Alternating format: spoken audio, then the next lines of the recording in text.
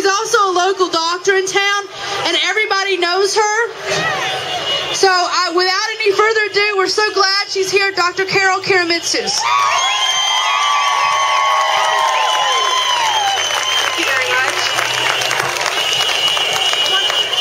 Thank you all for coming today, and I want to thank the organizers of this event for inviting me to speak. In our lives, we wear many hats. Today, we're wearing all of them. I'm the mother standing before you. I'm the mother of 3 students in the Santa Maria Bonita, Santa Maria Joint Union High School District. I'm a trustee for the Santa Maria Union High School District Board, and a physician and small business owner in Santa Maria, and a member of our community. And it's the last hat, the member of our community, that we all share.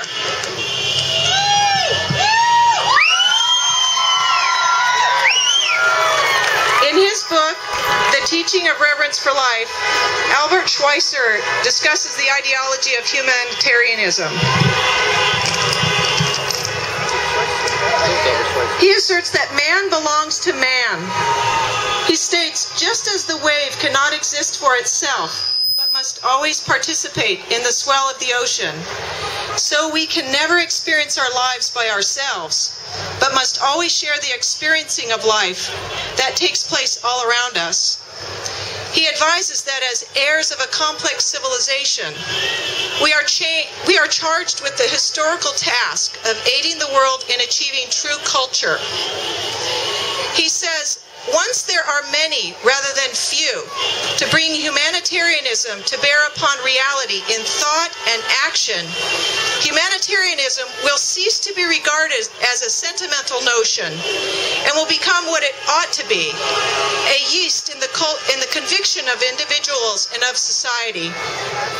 In our social construct, we touch each other's lives every day. And I think we can all agree that one of the most meaningful times in our lives is that time we spend as students. My dad, the late Dr. John Karamitsos, was the son of a Greek immigrant father and a mother born in the United States to immigrant Italians. His maternal grandmother never learned English. He grew up in Chicago and became the first in his family to graduate from high school and the first to attend college. His story is not unlike the stories of thousands of kids in our community.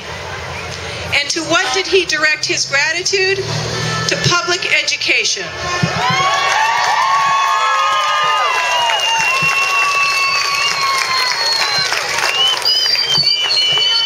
Public education is the great equalizer. It's the backbone of our democracy. An uneducated populace cannot and will not participate meaningfully in a representative government. Public education allows access to a world full of dreams, passion, aspirations, and knowledge for all children. Public education is an institution that must be preserved, supported, and augmented for our country's continued success.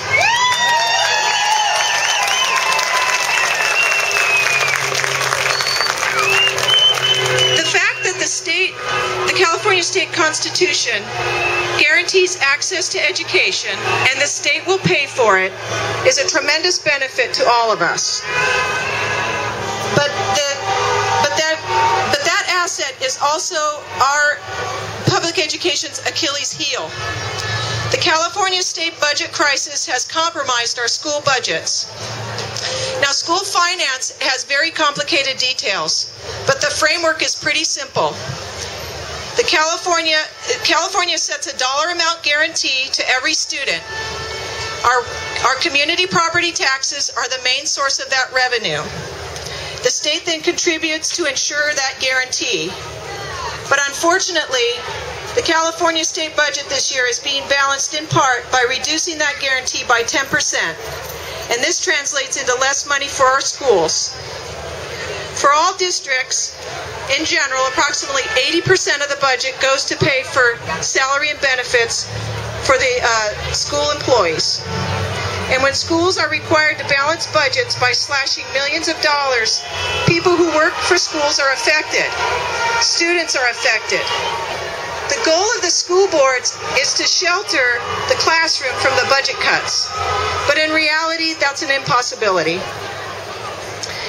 We adults have to work hard to collaborate for solutions and to counter any deleterious effects. But students also need to get involved.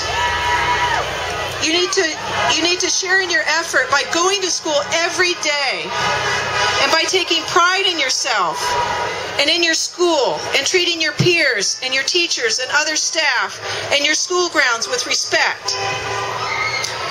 Ernest Hemingway defined courage as grace under pressure. We all have to have courage to work together to do the best we can do with what we have. In closing, I want to tell you a story about my family. Back in 1982, we went back to Greece. And while we were there, an old gentleman, he gathered us all around and he took a stick from the ground and he took that stick and he snapped it very easily in two. And then he took a bundle of sticks and he passed it around and none of us could break that bundle. And he said, that is the power of family. But I would go further and say, no, that is the power of community. So thank you all for coming.